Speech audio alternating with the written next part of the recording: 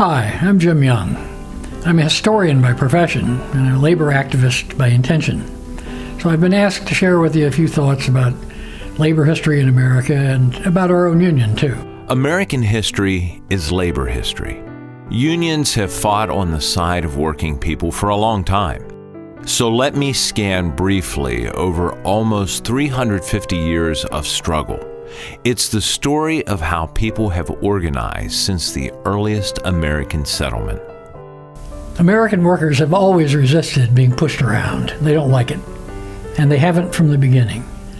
In 1676, slaves and indentured servants and small farmers in Virginia raised the Bacon's Rebellion against their domination by the wealthy tobacco plantation owners.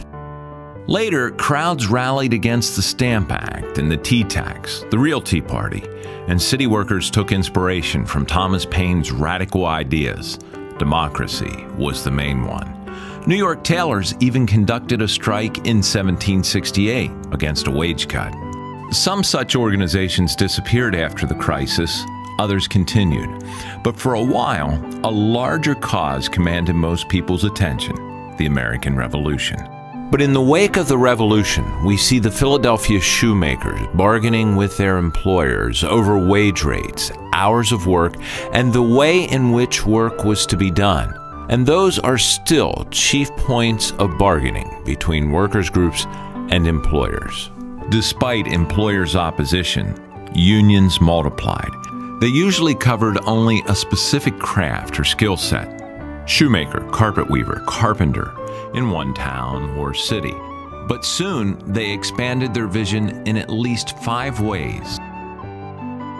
Each union spread to more towns and cities, eventually combining in national and international union organizations like today's SEIU, the United Steelworkers Union, the American Federation of Teachers. More and more crafts organized unions of their own. New crafts, machinists, railway engineers, arose. Unions in each town and city formed coalition organizations, central labor councils, of all the unions in the area. Ultimately, nationwide coalitions were of unions formed, the first being the National Labor Union, NLU. Some trade unionists even supported a workingmen's party for political purposes. Politics was never far removed from the labor movement, but just how to engage in politics remained controversial then, and it is still controversial today. Abraham Lincoln might have felt glad that he lived in a land where free workers could strike and that labor is superior to capital. But employers vehemently disagreed, and employers became increasingly powerful in the decades after Lincoln's death. Civil War raged on in many places. In 1901, J.P. Morgan created the first billion-dollar corporation, United States Steel. Other mergers followed. Meanwhile, workers tried to better their organization in the face of rising corporate power. The Knights of Labor arose in 1869 and enjoyed some success against railroad tycoons, but faltered in the 1880s. The American Federation of Labor, AFL, rose in the 1880s, but organized almost only the skilled trades, cigar makers to sheet metal workers. They did show survival skills and still exist as part of the AFL-CIO umbrella organization of American labor. Other workers sought to change the system itself. Some followed railway union leader Eugene Debs into the Socialist Party and the Industrial Workers of the World, the IWW. But World War I and its aftermath crippled the Socialists and the IWW, and the AFL prospered as it supported President Woodrow Wilson and the U.S. intervention in the war. Union membership increased from hundreds of thousands to 4 million during and immediately after the war. But the war was followed by a steep recession and by a ferocious attack by corporate America. And this was the situation into which our union was born.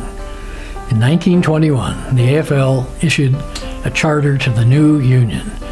the Building Services Employees International Union, to organize janitors, maintenance mechanics, elevator operators, and people of that nature. It was not a promising time to start a union. Corporate managers launched the so-called American Plan, which was basically an all-out war against real unions by setting up employee representation committees dominated by the company. They also used company spies, private security agents, public relations campaigns, and every other means of influencing and intimidating workers to stay away from unions.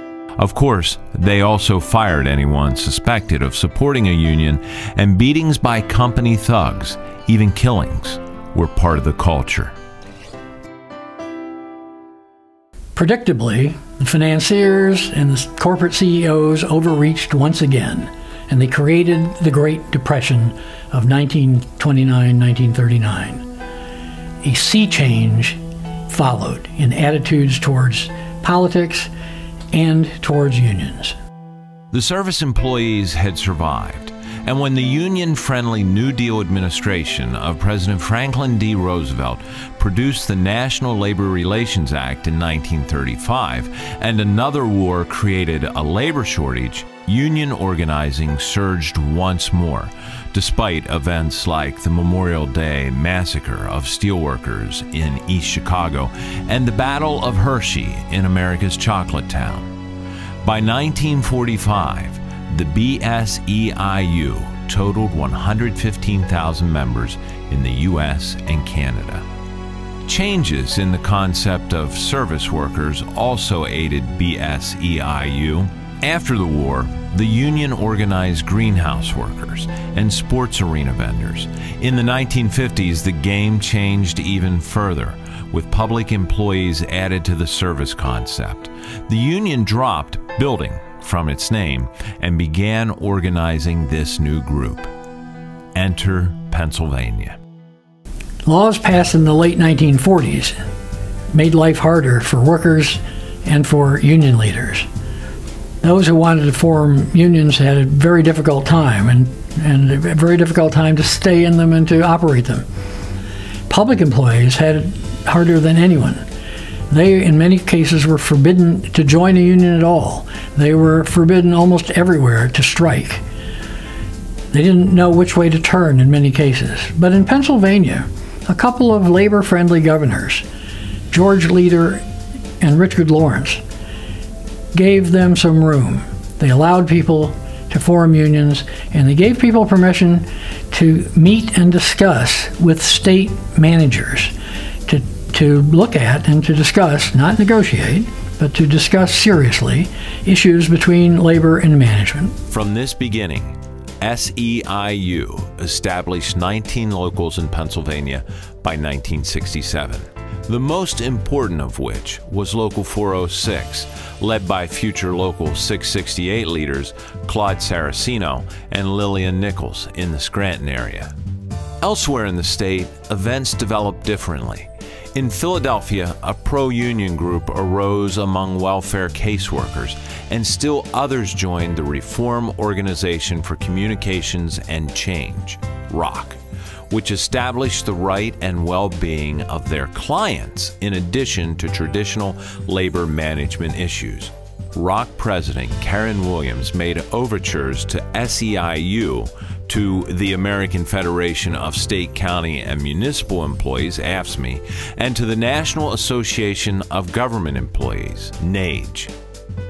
Meanwhile, other activities occurred as activists circulated leaflets and protested against poor working conditions and client relations. The first direct action taken by welfare workers occurred on a March day in Philadelphia, in which it was found that the temperature outside was warmer than it was inside, where people had to work. And so a call went out, apparently, and some tables and chairs miraculously appeared in the sidewalks, and our workers just picked up their files, walked out of the office, and set up and conducted their business at the tables and chairs outside on the sidewalk. The caseworkers study group sprung up in Allegheny County and similar groups elsewhere, all outside the law. Rebellion was in the air. But the law caught up with realities eventually. A bill, Act 195, was crafted with the intention of putting an end to these unstable relations with public employees, including teachers, who were the most frequent illegal strikers, and hospital workers and others. The bill allowed public employee unions to bargain collectively and to exercise a limited right to strike.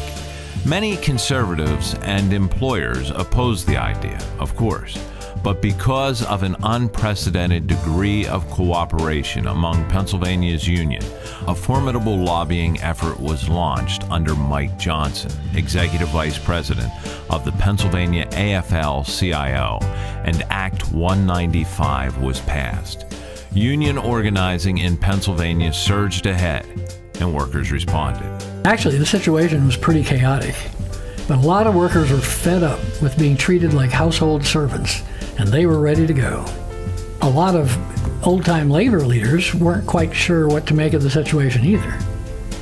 Organizer Marty Moran believed that AFSCME President Jerry Worf was happy to cede the welfare workers to SEIU rather than contest the matter. Worf, Moran says, had had his fill of social workers when organizing New York a couple of years earlier.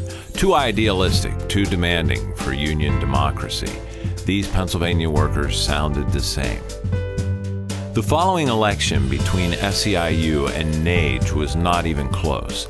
SEIU-PSSU carried Philadelphia by 7-1 and the entire state by 3-1.